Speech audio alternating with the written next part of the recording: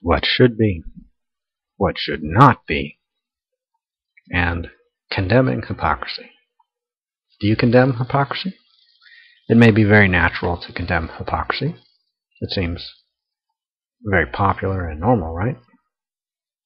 Don't you think that other people should condemn hypocrisy too?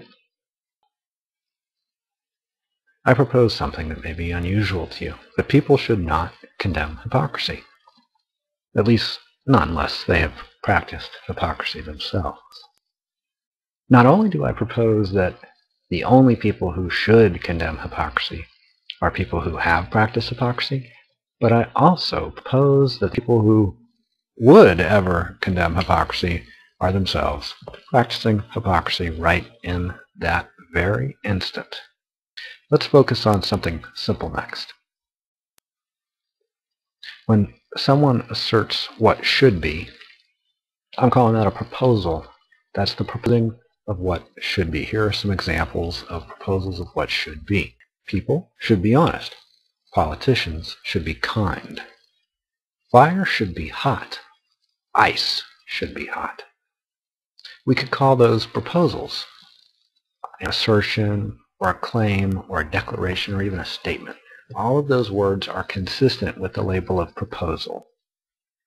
I propose that how people should label a statement about what should be is to call such a statement a proposal. Of course, other people may disagree with that or decline to do that, do something else or nothing at all. I can invite other people to label any statement about what should be as a proposal. I can request that they label any statement about what should be as a proposal. Or perhaps I would agree to label any statement about what should be as fundamentally only a statement. There is such a thing as a statement.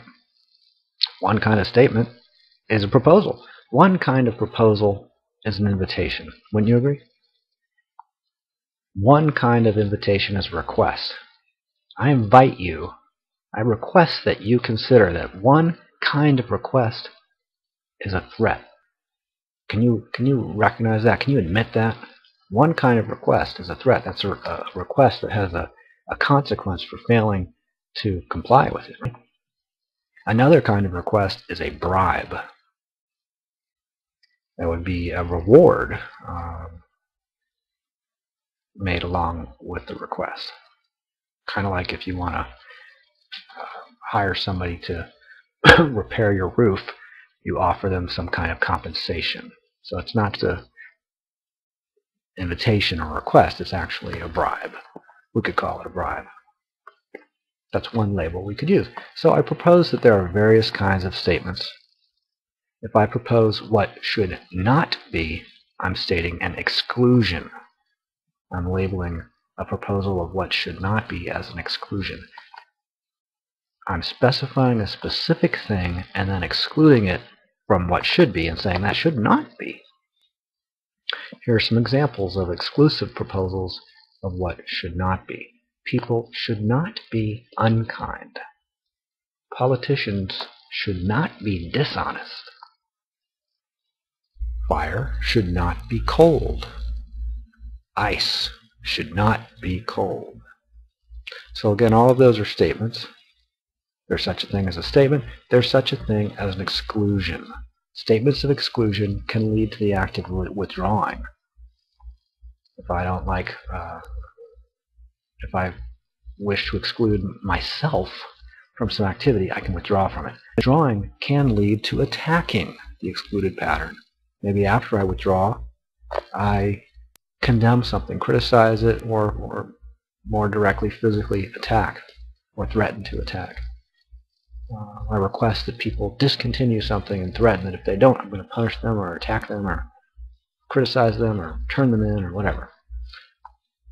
One form of attacking an excluded pattern is to condemn it. So I exclude it, say it should not be, and then I attack it and condemn it and say it should not be with a particular quality. I'm not just saying, oh, that shouldn't be, like as a statement of, I'm surprised, I didn't expect that. Oh, that shouldn't be what happened.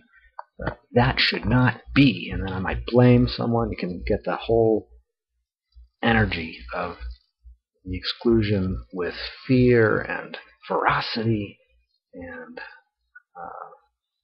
aggression and antagonism and condemnation. So consider the following statement. People should not exclude what should not be. It is an exclusive statement. As an exclusive statement, excluding exclusive statements, it is ironic. People should not exclude what should not be. If someone does not recognize the irony and makes an exclusive statement excluding exclusive statements, that is hypocrisy. Further, if someone condemns hypocrisy, that could be another way of saying that they are making an exclusive statement, that people should not make exclusive statements excluding exclusive statements. That is also ironic. If someone does not recognize the irony of condemning hypocrisy and makes an exclusive statement excluding exclusive statements, that's hypocrisy. If they recognize the irony, it's not necessarily hypocrisy. Again, it has to do with the energy and the perception of the person speaking, their sincerity or their joking. If someone does not recognize the irony of condemning hypocrisy and makes an exclusive statement excluding exclusive statements, that is hypocrisy. But I can say I condemn hypocrisy and not be a hypocrite if it's just ironic. If I know that it's ironic, then it's just ironic.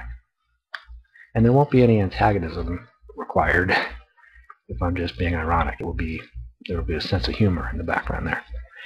So, therefore, I propose that the only people who would ever condemn hypocrisy are themselves practicing hypocrisy right in that very instant. Unless they're just being ironic and they know it. But there's no such thing as irony. I exclude irony for a moment, and I'm just going to say the only people who would ever condemn hypocrisy are themselves practicing hypocrisy right in that very instant. That is always true. That's a statement. It's a proposal. It's an exclusion. I further propose that the only people who should condemn hypocrisy are people who have practiced hypocrisy themselves. People who are practicing hypocrisy by condemning hypocrisy should be doing what they are doing. People who do not condemn hypocrisy should not be excluding hypocrisy or attacking hypocrisy or condemning it.